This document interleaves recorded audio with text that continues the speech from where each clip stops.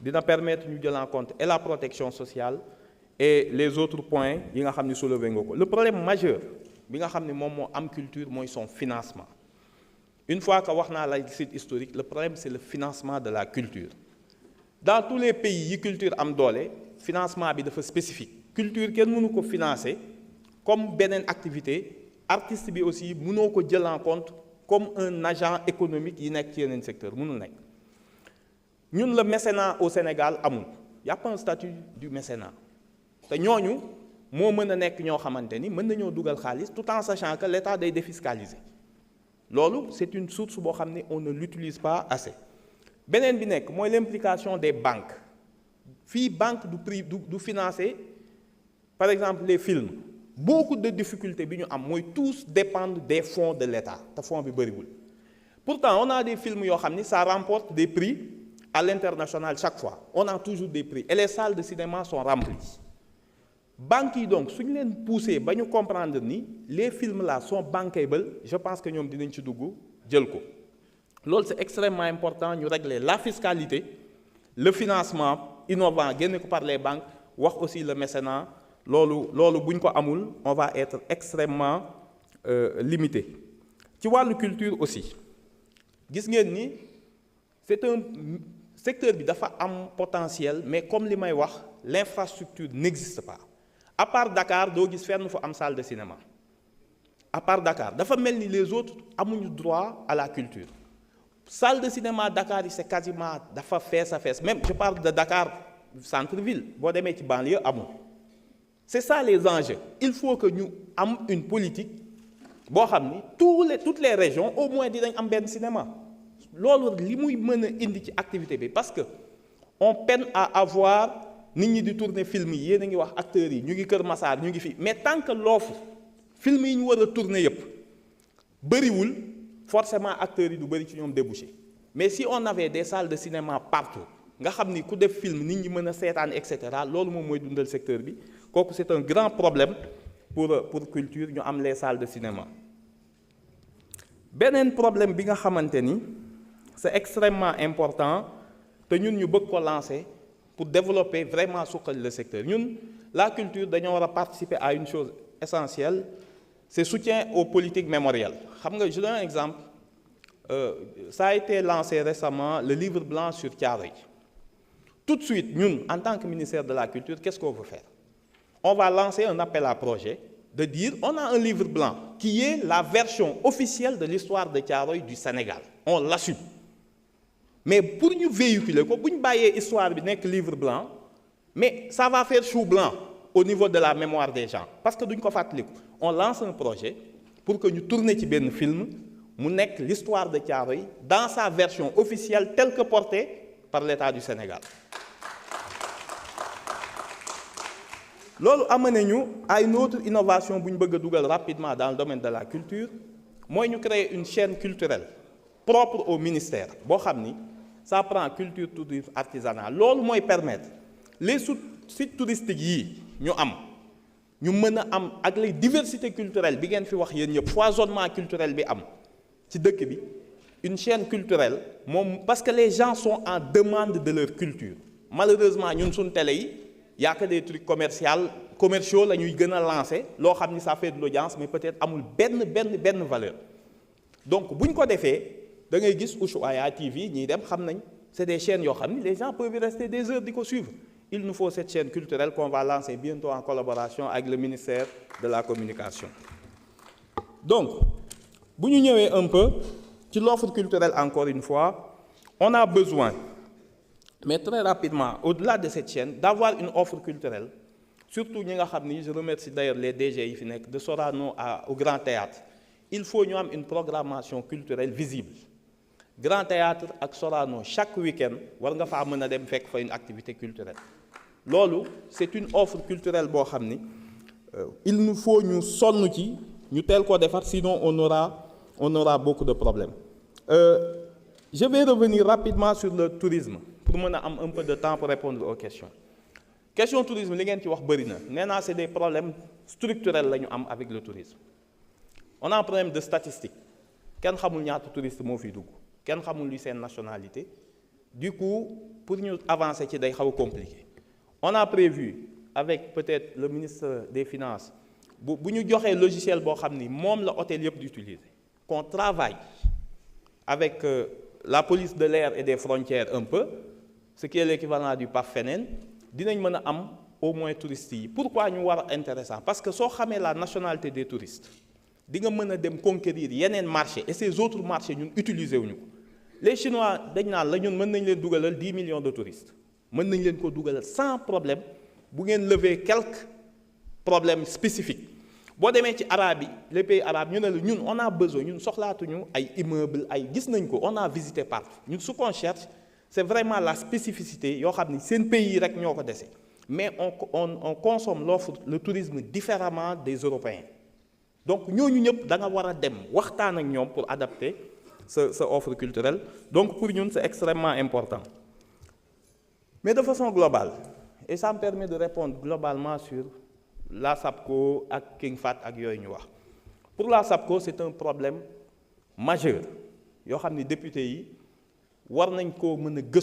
au-delà même de l'Union. Jusqu'à l'arrivée du DG en 2023, les rapports qui sortent montrent que SAPCO viable. Nous faut dougal khalis bu bari du dem. SAPCO entreprise la société la bo xamni plus de 500 employés là. Amul grille salariale amu fa. La moyenne des 500 là, il touche 600 000 francs par mois. Si on le prend par moyenne. Les directeurs, ñu ngi fayé ko salaire yo xamni amuñu ko, waruñu ko jël. Tous les directeurs qui ont succédé depuis 2023 jusqu'en 2023. Parce que de catégorie 1, nous avons sur salaire. Nous revaloriser les salaires, surtout l'année 2023, c'était catastrophique. Augmentation salaire, il y a plus de 300, presque 500 millions. C'est des choses graves, il faut de fonctionnement. Amoul grille de salaire. Amoul grille de salaire. Vous avez un agent de sécurité qui a 600 000, qui a 100 000. Qui dit balai a 500 000, qui a 100 000. C'est quel monde leur opacité bi fa am. Ils ont beaucoup de dettes. Dettes fiscales, dettes sociales, bu ñu yoré amuñu IPRES li ñu leen yoreel c'est presque 1 milliard. Bu ñu taxawul ñu régler lolu ba paré. Régler la question des agents. Ba régler on fait un plan social avant de continuer. Mëno yor 500 agents yo xamni liggéeyuñu. Chaque jour ils sont là parce que buñ bëggé mënuñu liggéey. Vous ne pouvez pas avoir besoin de 500 agents. L'autre, c'est un problème de fond qu'il nous faut régler avec le nouveau directeur. On s'y est engagé avant de lancer l'ENN. Parce que ce que viabiliser, c'est des fonds perdus. Chaque année, 4 milliards. Entre 2023 et 2024. Une augmentation de presque 2 milliards. Quand on gérer 4 milliards, type entreprise, après on veut développer ou de budget, nous avons juste pour payer des salaires. C'est un problème énorme de la SAPCO. L'offre touristique doit être revue. Il faut que le front de mer, Pointe-Sarène, ça a été dit, et les autres, soit réservé aux hôtels. Impérativement, on doit se battre pour que le front de mer privé du Kodjel, l'Oudoul, il faut construire un hôtel. Un hôtel, c'est 500 emplois, pour des résidences, là, gardiens là, et femmes de ménage. Donc, l'affaire est d'importance. Et c'est le domaine, nous avons une station balnéaire. Commune bi dugg ko kenn xameetul fu mu commencé fu mu yam vous avez vu tous les problèmes de Saly. Il faut tout faire pour éviter que Pointe-Sarène et Mbodiène tombent dans le même schéma que Saly. Il y a des projets importants il faut am. Pour la SAPCO, bon, la difficulté est que toujours il faut que nous jël les moyens yi ñu am ñu yamale ko ñu jël efficacement ñu am fu ñu koy dugal.